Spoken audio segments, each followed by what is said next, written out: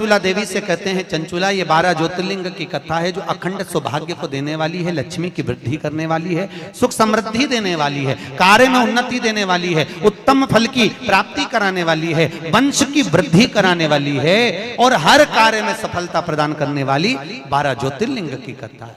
महाराज चंचूला देवी कहती है, महाराज वो 12 ज्योतिर्लिंग की कथा हमें श्रवण कराएं। भगवान शंकर ने अपनी जटा में से बेलपत्र को निकालकर अपने हाथ में रखा है और हाथ में बेलपत्र लेकर भगवान शंकर 12 ज्योतिर्लिंग की कथा का रस स्वादन ग्रहण करते हैं। प्रथम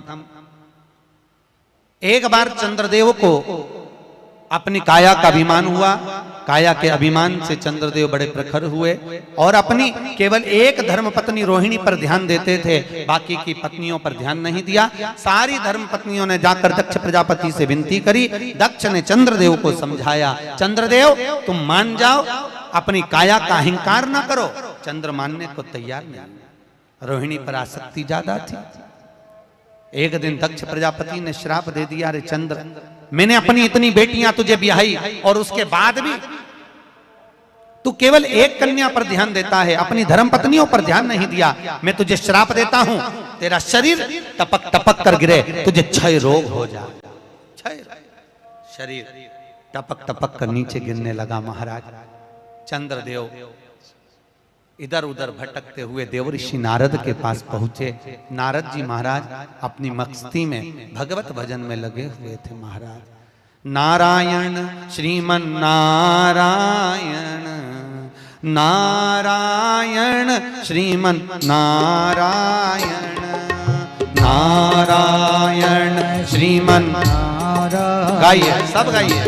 नारायण श्रीमन नारायण, ओ नारायण श्रीमन नारायण, नारायण श्रीमन नारायण, नारायण श्रीमन नारायण, ओहो नारायण श्रीमन नारायण, नारायण श्रीमन नारायण, नारायण श्रीमन नारायण, नारायण श्रीमन नारायण, ओहो नारायण श्रीमन नारायण, नारायण श्रीमन नारायण, नारायण श्रीमन नारायण,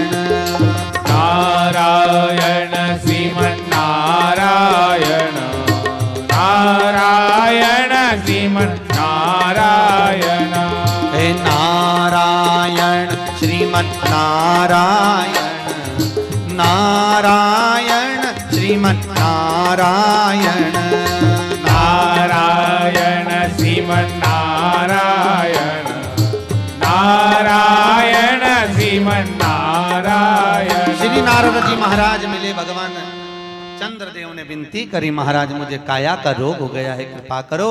भगवान चंद्र की विनती सुनकर देवऋषि नारद ने शंकर जी का पूजन का विधान बताया। शंकर भगवान प्रकट हुए, चंद्रदेव तुम्हारे काया के रोग को मैं मिटाता हूं, तुम यहाँ पर विराजमान रहना। चंद्रदेव को भगवान ने मस्तक पर धारण करा, सोमेश्वर महादेव के रूप में भगवान शंकर विराजित हुए हैं। महाराज बोल सोमनाथ भगवान की हर हर। अगला वर्णन आया है श्री मल्लिकार्जुन।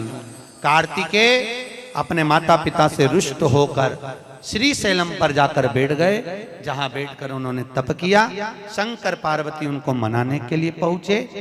आज भी अगर मल्लिकार्जुन में आप पर जाकर दर्शन करेंगे तो मल्लिकार्जुन में 2 ध्वजा लगती है, एक सफेद एक लाल। कितनी ध्वजा लगती है? 2, सफेद और लाल। मल्लिकार्जुन का एक नियम है, वो 2 ध्वजा पूरे महीने में कभी नहीं हिलती, हिलती है तो केवल एक अमावस्या के दिन, एक पूर्णिमा के दिन। अमावस्या के दिन सफेद ध्वजा हिलती है और पूर्णिमा के दिन लाल ध्वजा हिलती है। बाकी के समय पर ध्वजा नीचे की नीचे लटकी रहती है, कितनी भी हवा चले पर वो ध्वजा हिलती नहीं, महाराज हिलती नहीं, कितनी भी हवा चले। आज भी शंकर और पार्वती कार्तिकेय से मिलने के लिए श्री सेलम पर आते हैं। श्री सेलम आज भी भगवान आज भी। अब कार्तिकेय जी वहां विराजमान हुए, भगवान शंकर उनसे मिलने के लिए वहां पधारे। मल्लिकार्जुन के रूप में भगवान शिव विराजमान होते हैं। अगला वर्णन आया है महाकाल दूषण नाम का राक्षस ब्राह्मणों के बच्चों को निचोड़कर उनका रक्त पीता था। भगवान को सब इन ब्राह्मणों ने पुकारा। शंकर भगवान ने कहा इस दूषण को वरे कि ये जब मरेगा इसका रक्त जहां गिरेगा उससे और भी दूषण उत्पन्न हो जाएंगे। तो एक काम करो, भगवान शंकर ने कहा मेरी बहन के पास जाओ। शंकर जी की एक बहन थी, केवल एक बहन शिव जी, जिसका नाम था छी प्रिया। क्या नाम था? छी प्रिया, जिसको आजकल लोग छिपरा कहने लगे। शिव जी की एक ही बहन थी, छी प्रिया।